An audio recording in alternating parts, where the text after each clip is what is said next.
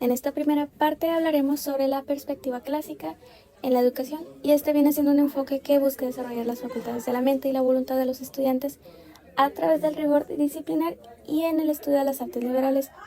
Más que nada este tipo de educación se basa en la reiteración y el ejercicio memorístico y pretende formar el carácter y la capacidad de aprendizaje autónomo de los alumnos.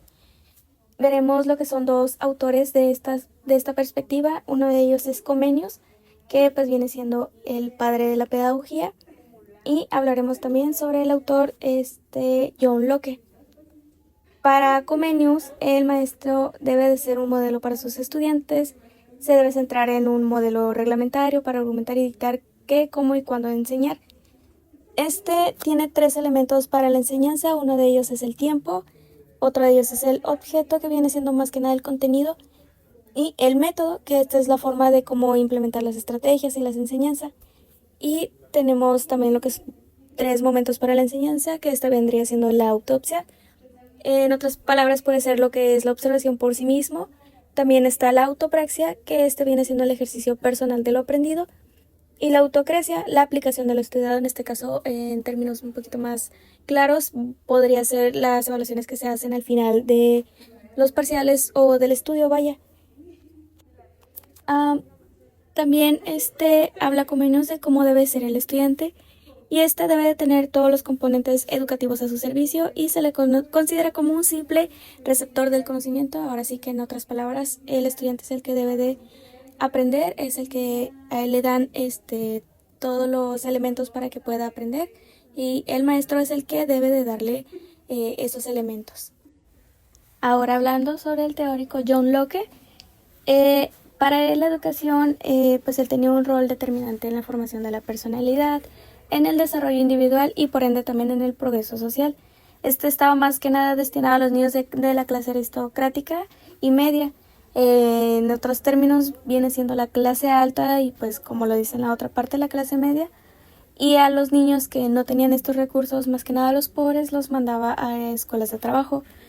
Y tenía que tener por objetivos formar una mente y un cuerpo sano, también elaborar un currículum pertinente que más que nada destacara la enseñanza práctica por asociación de ideas y la de las ciencias con su método preciso, corroborable a través de la experiencia, y pasando a un segundo plano las asignaturas humanísticas.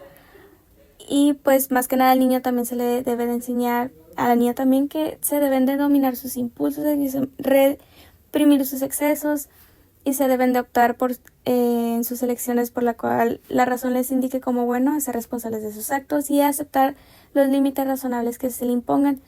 Y más que nada, pues Locke no era un partidario de castigos físicos, sino sí de la firmeza, y él explicaba que siempre el porqué de las penitencias, ya que no tienen que imponerse porque sí, el niño debe comprender su fundamento.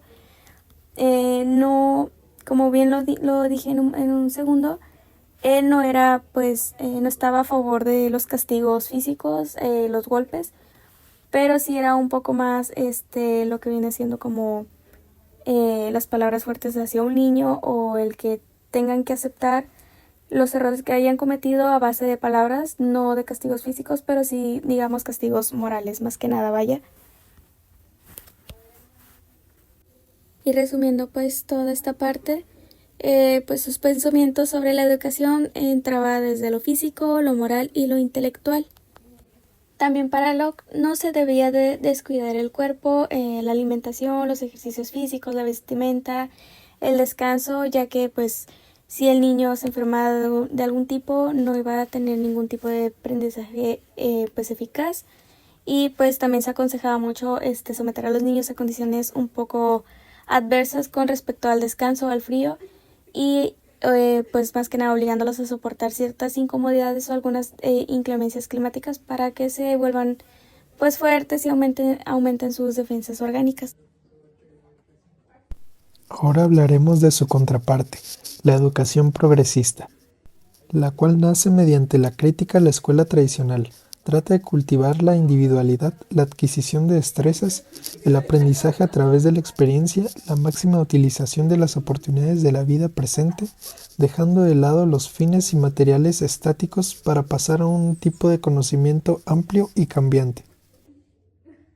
John Dewey, el padre de la educación renovada, destaca la necesidad de comprobar el pensamiento por medio de la acción si quiere que se convierta en conocimiento.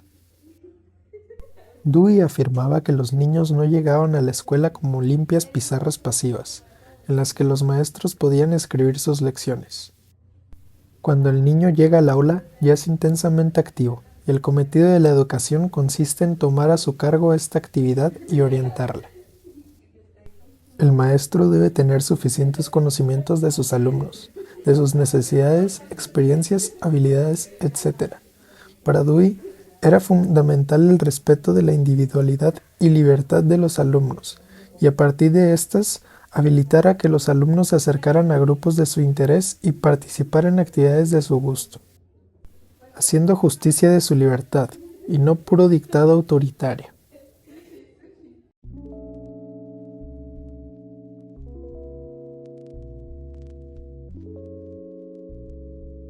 El tema de hoy trata sobre las modalidades educativas, pero para empezar necesitamos definir qué es. Una modalidad educativa se define como la forma bajo la cual se ofrece cursar una materia o una experiencia educativa, y existen distintas, pero para este video trataremos la modalidad educativa formal. ¿Y qué es? Una modalidad educativa formal necesita ser principalmente intencional. ¿Y eso qué significa? Bueno, lo que significa que tiene que ser intencional es que tiene que tener un rumbo, un objetivo. Y si hablamos de objetivos, ¿cuál podría ser el objetivo de una modalidad educativa formal? Bueno, pues el objetivo de una de estas modalidades o de esta modalidad en específico es el de obtener una certificación. ¿Pero qué clase de certificación? ¿Solo un papel que diga que cursé, que asistí? No, una certificación muchísimo más profunda y valiosa que solamente un papel. Es un documento con validez educativa que me acredita haber cursado de forma exitosa cierto grado escolar, como por ejemplo el graduarme de una licenciatura. ¿Y quién necesita esta modalidad? Bueno, pues principalmente una planificación. Y la necesita porque debe organizar de manera coherente lo que se quiere lograr con los estudiantes. ¿Y quién debe llevarlo a cabo? Alguien que sepa sobre educación. Y mayormente esto lo vemos desde que acudimos a la escuela. Esta persona suelen ser profesores, académicos, maestros, personas completamente preparadas para impartir materias. ¿Y qué es lo que nace de esa planificación? Pues un currículum escolar, que es la organización de procesos escolares de manera o de forma de enseñanza o aprendizaje, lo que nos brinda una base académica sólida. Un ejemplo de lo que no es modalidad educativa formal es un diplomado. Pero entonces, ¿qué sí lo es? Bueno, puede ser un grado universitario, la educación primaria, la educación media superior y todas aquellas. Ok, explicaré brevemente lo que es la educación no formal, que es un tipo de educación que no se lleva a cabo en un entorno escolar, no sigue el sistema oficial escolar, que podría ser ir a visitar desde una simple biblioteca o incluso aprender un nuevo idioma, un nuevo instrumento también, o algún tipo de deporte. Se basa principalmente en la experiencia cotidiana, en los valores e intereses que el alumno desea aprender. También destacamos 5 características, donde la primera es la flexibilidad, donde el alumno puede o decide qué es lo que desea aprender o el ritmo que desea llevar. Autodirigido, bueno, tienen la oportunidad, como ya mencionaba, de dirigirse como ellos deseen. También llevan a cabo diferentes disciplinas para mejorar su rendimiento en ese tipo de actividades. Como lo mencionaba, podría ser desde algún deporte o tocar un instrumento, por ejemplo, ¿no? En donde se ven diferentes áreas de crecimiento. Bueno, es un aprendizaje práctico donde se puede utilizar este aprendizaje en diferentes ámbitos de la vida, porque bueno, o sea, no está de más aprender algún idioma que siempre te puede abrir muchas puertas. Y por último, experiencia social, que es la que más destaco, porque sí, convivir con otras personas con sus mismos intereses te hace capaz de expresarte mejor. Por ejemplo, desde hacer un simple video para una tarea o pues simplemente relacionarte con otras personas y así mejorar tanto tus experiencias, porque bueno, al fin de cuentas vives mejor, haces algo que te gusta, lo disfrutas y pues también, por ejemplo, en el ámbito laboral, tienes mejor fluidez para expresarte y bueno, qué mejor que en base a aprendiéndolo con algo que realmente disfrutas. Yo hablaré sobre la modalidad semiescolarizada.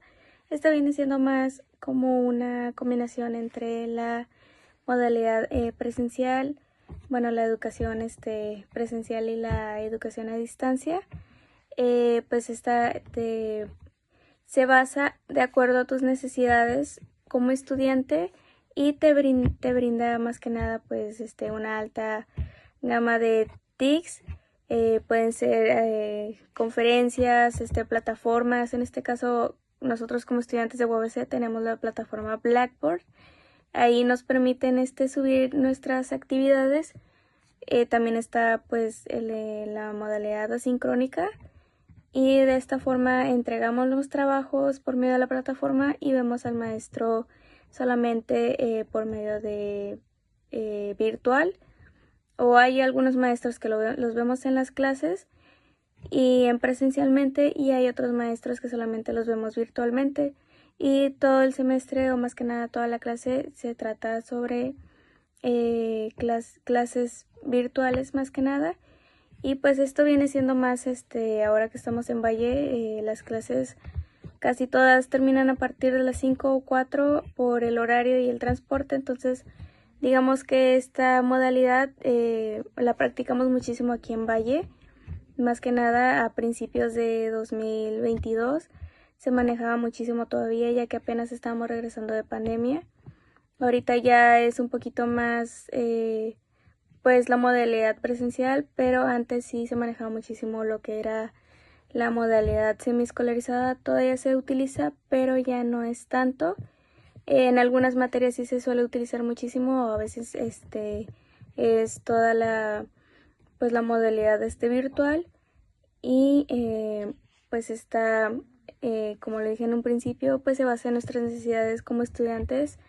No nomás universitarios, también pueden ser de preparatoria, de secundaria también.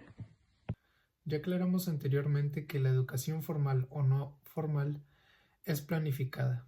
Puede ser que acudas a algún curso, a la escuela, o estudies o investigues por ti mismo, pero tú planificas o tienes la intención de estudiar. A diferencia de estas, la educación informal no es planificada o no intentas aprender algo. Más bien en tu vida diaria o en cualquier situación cotidiana aprendes algo. Estas pueden ocurrir en cualquier momento o situación del día. Ahí también puedes demostrar cuál es tu capacidad para aprender de tus errores o de las situaciones que se te presentan. La modalidad educativa escolarizada se refiere a un enfoque formal de la educación donde los alumnos asisten regularmente a un lugar físico, ya sea una escuela o un campus, para recibir las instrucciones de los maestros o profesores. Las características que se incluyen en ellos serían las clases presenciales, horarios regulares, una interacción directa, evaluaciones presenciales y una infraestructura física. En general, en la modalidad escolarizada debe de existir un lugar adecuado para que los alumnos puedan recibir la información académica. En el salón de clases de la escuela primaria Sol Brillante, la maestra Estrella estaba emocionada por el nuevo proyecto de historia que había planeado para sus estudiantes de cuarto grado. Los niños, con sus mochilas abiertas y lápices listos, estaban ansiosos por descubrir de qué se trataba. Buenos días, chicos. Hoy comenzaremos un proyecto de historia emocionante. Vamos a sumergirnos en el pasado y explorar la época de los dinosaurios. ¡Wow! Suena genial. ¿Vamos a excavar fósiles? Exacto, Juan. Pero primero, necesitamos entender cómo era la vida en esa época. Les asignaré grupos para investigar diferentes aspectos. Juan, tú y Ana estarán en el mismo grupo de hábitat de los dinosaurios. Sí, ¿qué debemos hacer primero? Comiencen investigando en los libros de clase y en los recursos en línea. Luego trabajen juntos para crear una presentación sobre los diferentes hábitats de los dinosaurios. Mientras los niños se sumergían en la investigación, Ana y Juan se encuentran absortos leyendo los libros de la biblioteca escolar.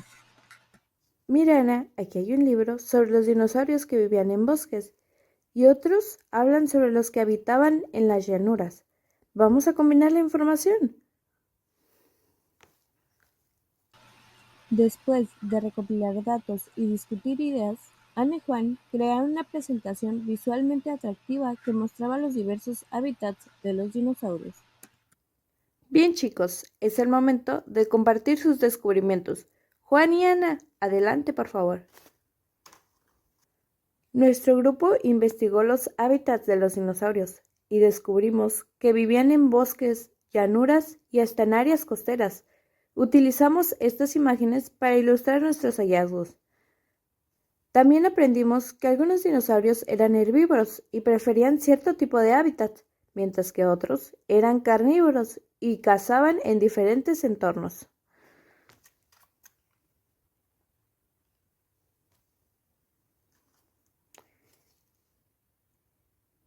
Excelente trabajo, chicos. Han demostrado cómo la investigación y el trabajo en equipo pueden llevarnos a un entendimiento más profundo de nuestro pasado. ¿Algún comentario o pregunta de la clase? ¿Podemos hacer más proyectos así? Por supuesto, Ana, la exploración y el aprendizaje activo son parte fundamental de nuestra educación aquí en la Escuela Primaria Sol Brillante. Sigamos descubriendo juntos.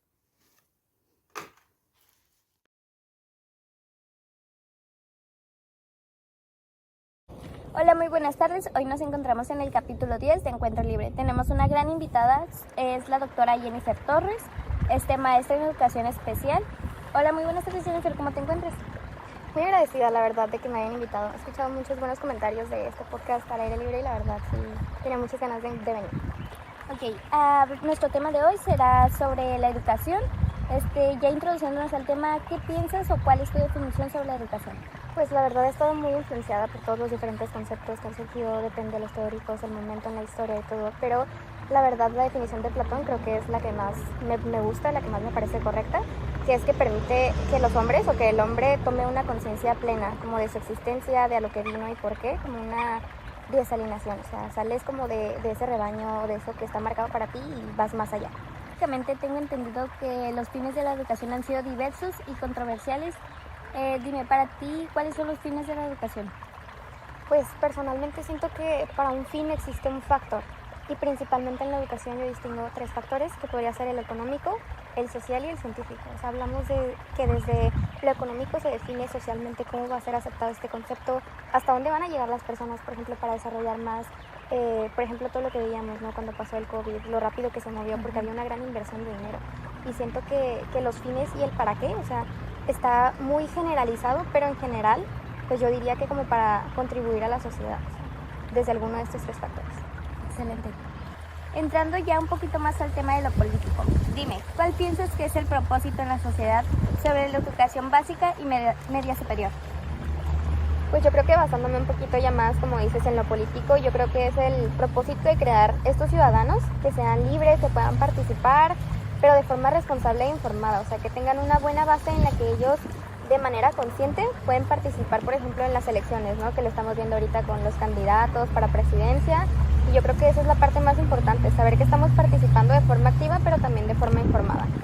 Y que ejerzan lo que se aprende sobre la educación, ¿no? En la sociedad. Sobre este tema, ¿cómo crees que se relacionen los niños?